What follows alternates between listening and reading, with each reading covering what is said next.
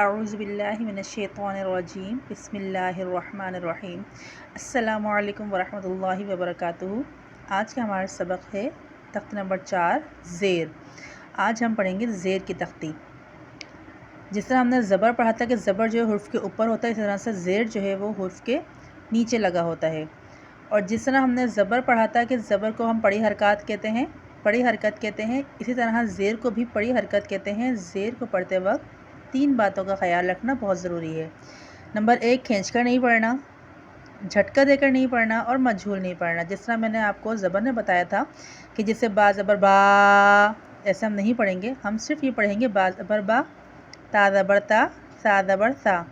اور ایک ہمیں جھٹکا نہیں دینا تھا کہ با تا سا، اس طرح نہیں پڑھیں گے، اور نہ مجھول پڑھیں گے، بے تے سے جے ہے، اس طرح سے ہم نہیں پڑھیں گے۔ ہمیں کس طرح پڑھنا ہے، آئیے ہم شروع کرتے ہیں۔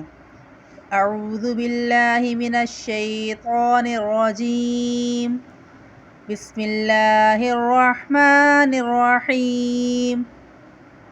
با، با زیر بی، تا، تا زیر تی، سا زیر سی، جیم زیر جی، حا زیر حی، خا زیر خی، دال زیر دی، زال زیر زی، را زیر ری، زا زیر زی، سین زیر سی، شین زیر شی، صاد زیر صی، ضاد زیر ضی، طا زیر طی، ظا زیر ظی، عین زیر عی، غین زیر غی، فا زیر فی،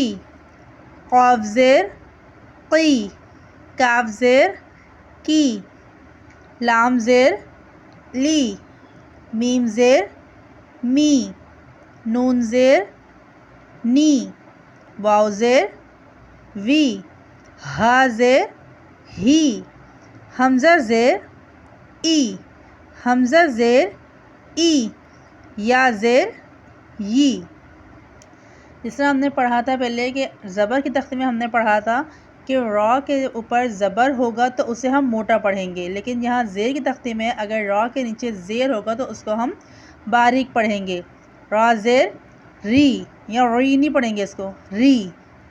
اور جس طرح ہم نے پڑھا تھا کہ الف کے نیچے زبر ہو، زیر ہو یا پیش ہو تو وہ الف حمزہ بن جاتا ہے۔ الف پہ کوئی بھی حرکت جب لگ جاتی ہے، اگر الف خالی ہے تو اس کو ہم الف پڑھتے ہیں، لیکن جب اس پہ کوئی بھی حرکت لگ جاتی ہے، زبر، زیر، پیش، جزم کچھ بھی لگ جاتا ہے تو اس کے بعد وہ الف جو ہے وہ حمزہ بن جاتا ہے۔ جس طرح یہاں دیکھیں حمزہ لکھا ہوا ہے، حمزہ زیر ای، اب یہ الف نہیں کہلائے گا، اگر یہ خالی ہوتا تو یہ الف کہلاتا، لیکن اس کے نیچے بھی یہ زیر آ گیا تو یہ حمزہ بن گیا ہے، اس لیے حمزہ کے ساتھ اسے لکھا جاتا ہے، حمزہ زیر ای، حمزہ زیر ای، یا زیر یی۔ جزاک اللہ۔